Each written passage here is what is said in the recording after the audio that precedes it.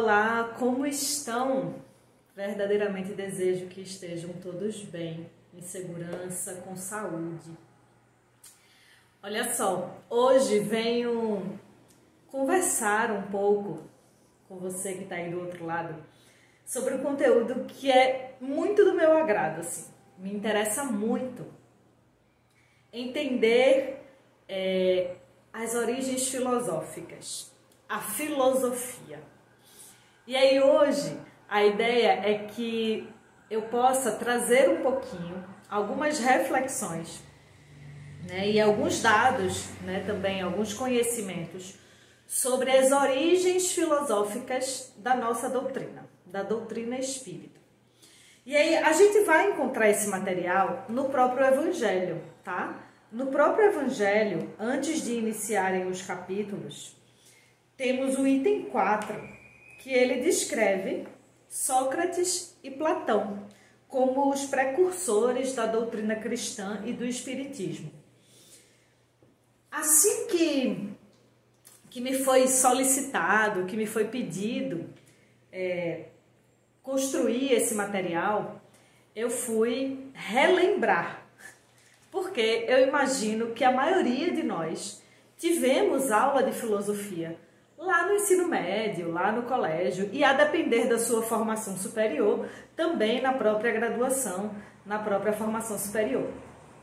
Mas não somos obrigados a lembrar sempre quem foram Sócrates e Platão, né? Então venho fazer esse papel aqui de maneira muito breve, muito sucinta. Mas a filosofia ocidental tem o Sócrates, o Platão e o Aristóteles como os precursores, como os primeiros, como os fundadores da filosofia ocidental.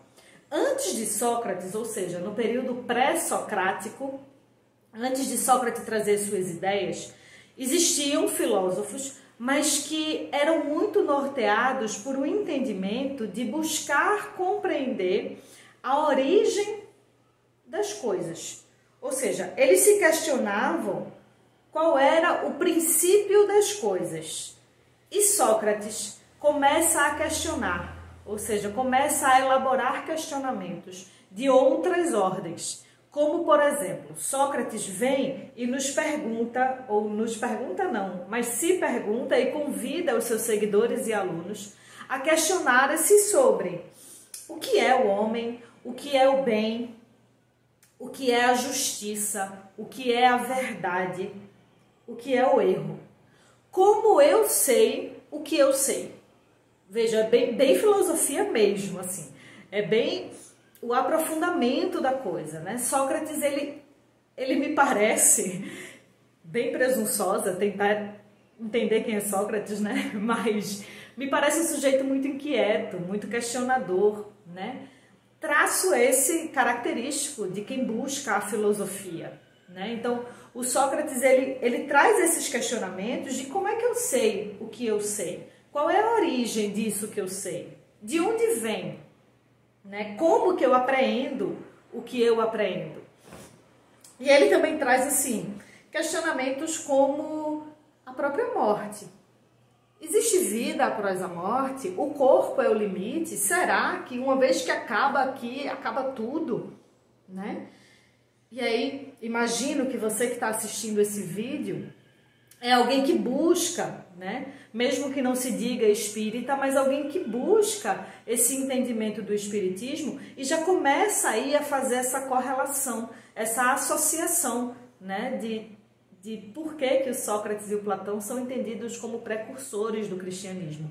Porque talvez esses tenham sido os primeiros sujeitos, as primeiras criaturas a trazerem esse tipo de questionamento, que vão para além da matéria, que vão para além do corpo físico e do que nos limita nessa existência terrena, né?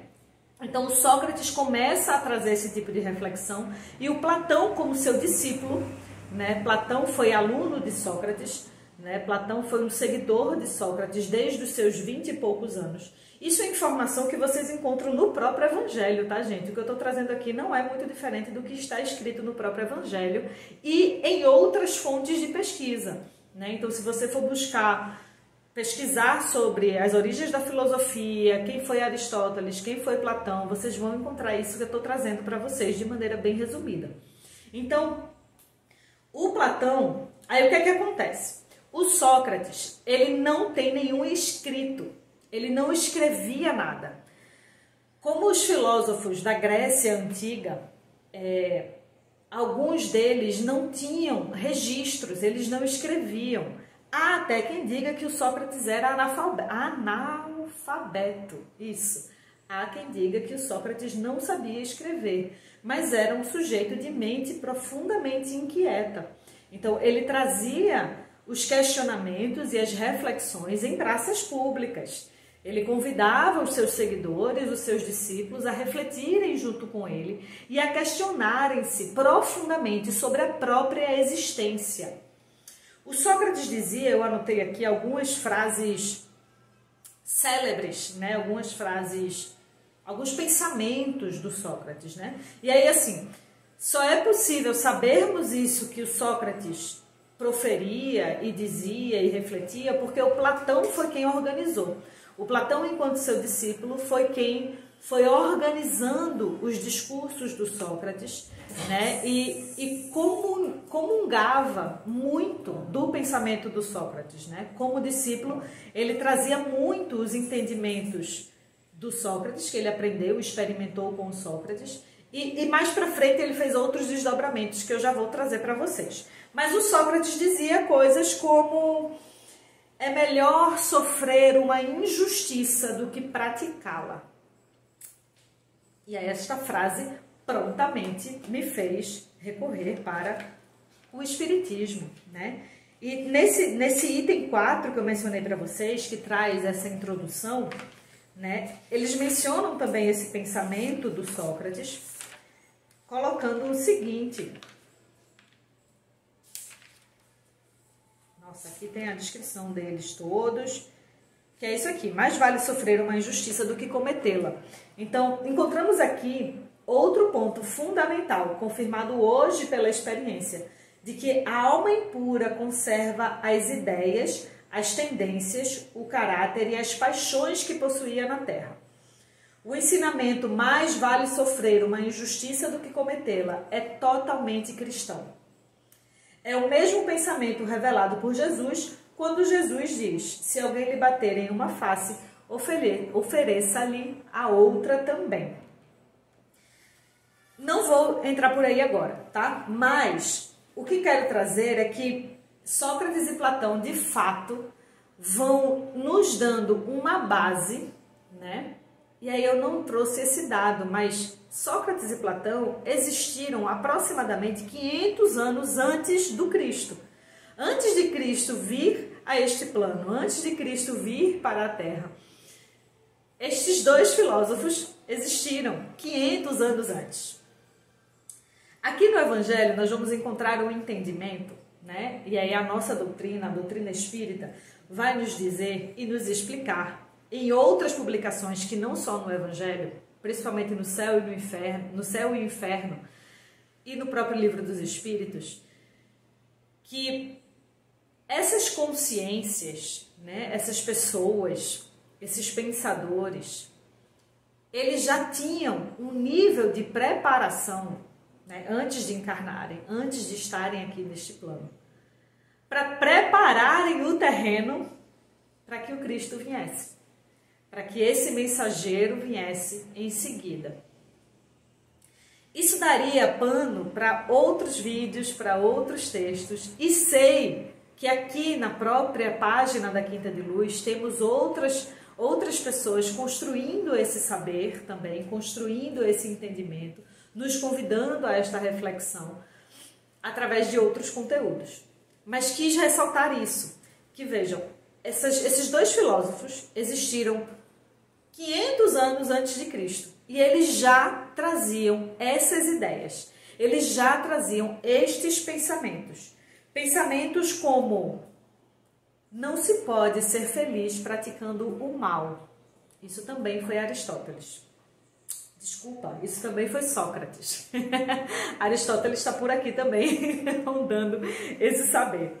Mas Falo aqui principalmente de Sócrates e de Platão.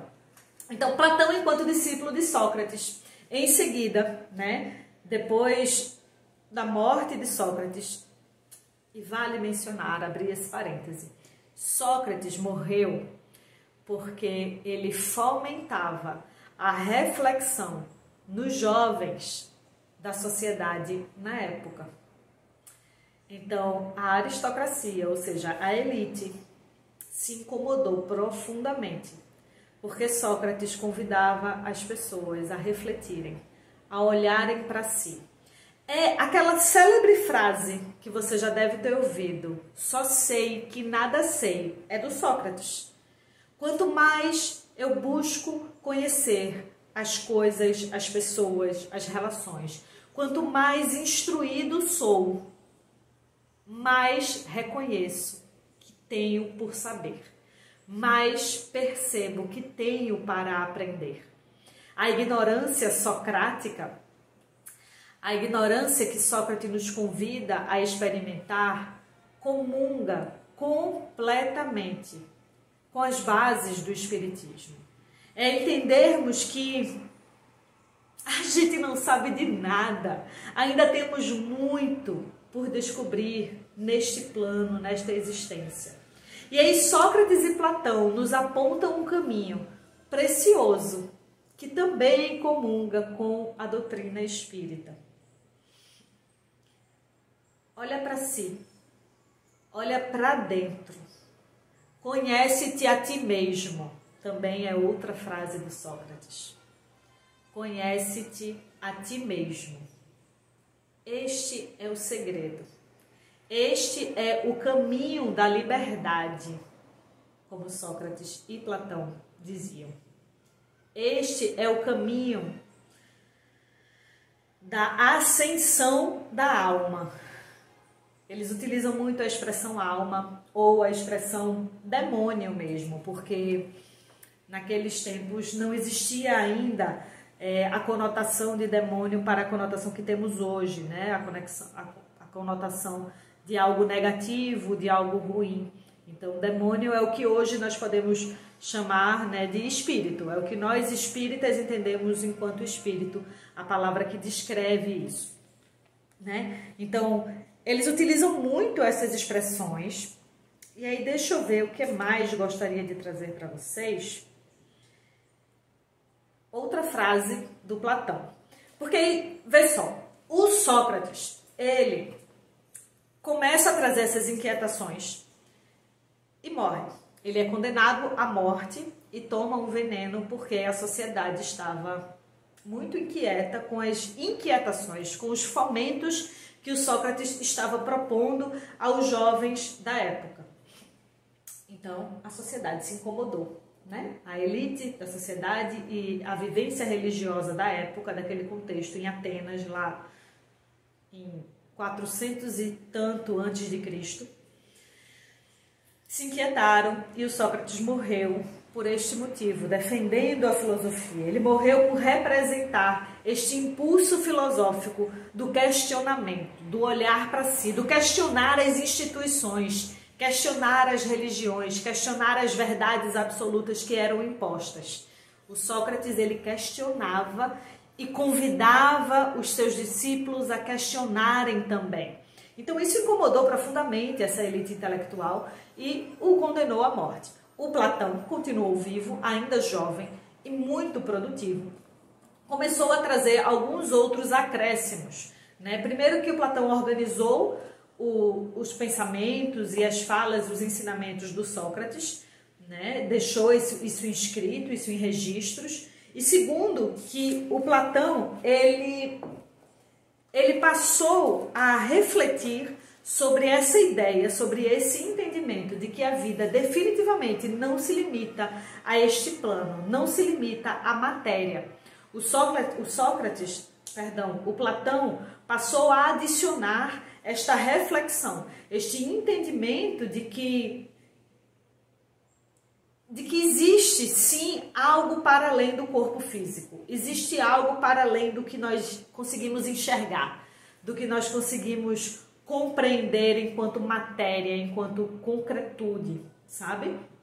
Então, o Platão, ele começa a colocar declarações como a verdade, ela não pode ser material, ela é de outra ordem, ela está em outro campo, ela não é vista aos olhos humanos, né? O Platão começa a trazer o princípio imaterial, ele começa a argumentar que existe uma realidade absoluta, não material. Então, vocês vejam o quanto esses filósofos, de fato, vão lá, 500 anos antes de Cristo, começam a trazer, a construir essas bases para que o Cristo se apresentasse, né? E para que nós aqui, 2000 anos depois do Cristo, estivéssemos assim, a olhar para trás e a contemplar o quanto esses entendimentos já estão postos,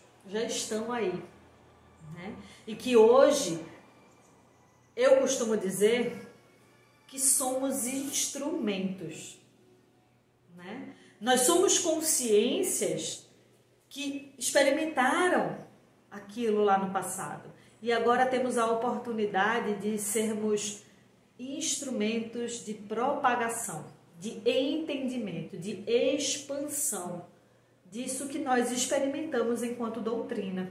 Eu estou usando a palavra doutrina várias vezes e aí eu quero ler para vocês o significado de doutrina, tá? Porque às vezes doutrina está muito vinculada a essa conotação religiosa. E doutrina nada mais é do que o conjunto de princípios básicos e fundamentais de um sistema religioso, político ou filosófico. Então, a doutrina espírita, quando a gente ouve essa expressão, eu, Juliana, entendo que estamos falando de um conjunto de princípios filosóficos mais do que religiosos. Eu acho que esse seria conteúdo para outro vídeo, mas eu quis fazer esse parêntese. Percebo que já estou há 17 minutos falando aqui. Quero ir me encaminhando para um fechamento, para uma finalização desta fala. E gostaria de trazer para vocês, isso, o Platão, né? Só para finalizar essa ideia, essa descrição do Platão que eu estava trazendo, o Platão é o filósofo que instaura uma busca contínua do que compreendemos para além do mundo material. Ou seja, realmente, estamos aí diante dos dois precursores do cristianismo e da doutrina espírita, né? Nesse item 4, vocês vão encontrar, e eu saí grifando aqui, vocês vão encontrar várias frases do pensamento de Sócrates e de Platão. E aí, eu grifei aqui, nossa, tá muito interessante, gente, assim, eu realmente recomendo que vocês leiam. Não faz sentido eu ler tudo isso aqui, porque tem várias afirmações. E é assim,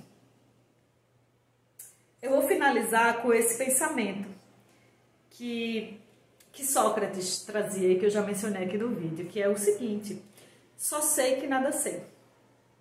Aqui está escrito assim: a sabedoria está em não se acreditar saber aquilo que não se sabe. Essa frase. Este ensinamento é dirigido àqueles que criticam as coisas que muitas vezes desconhecem. Platão completa o ensinamento de Sócrates dizendo: se for possível, devemos tentar primeiro fazer com que eles sejam mais honestos em suas palavras. Caso contrário, não devemos nos preocupar com eles. E procuremos apenas a verdade. Tratemos de nos instruir e não de nos aborrecer. É assim que devem agir os espíritas em relação aos seus críticos de boa ou má fé. Se Platão vivesse hoje, encontraria as coisas mais ou menos como no seu tempo e poderia usar a mesma linguagem. Sócrates também encontraria pessoas para zombar de sua crença nos espíritos e chamá-lo de louco, assim como o seu discípulo Platão. Ao acreditar nesses princípios, Sócrates foi primeiro ridicularizado, depois acusado de incrédulo e condenado a beber um veneno chamado cicuta.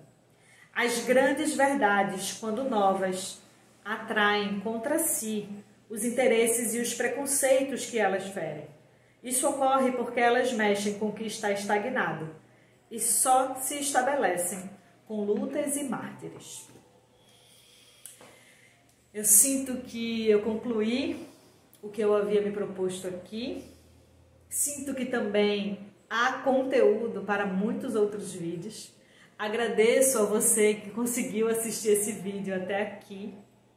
E agradeço a você que tem curtido, compartilhado e comentado os conteúdos produzidos pela Quinta de Luz. Que a paz e o amor do amado Mestre Jesus se faça sempre presente em vosso lar. Obrigada e até a próxima.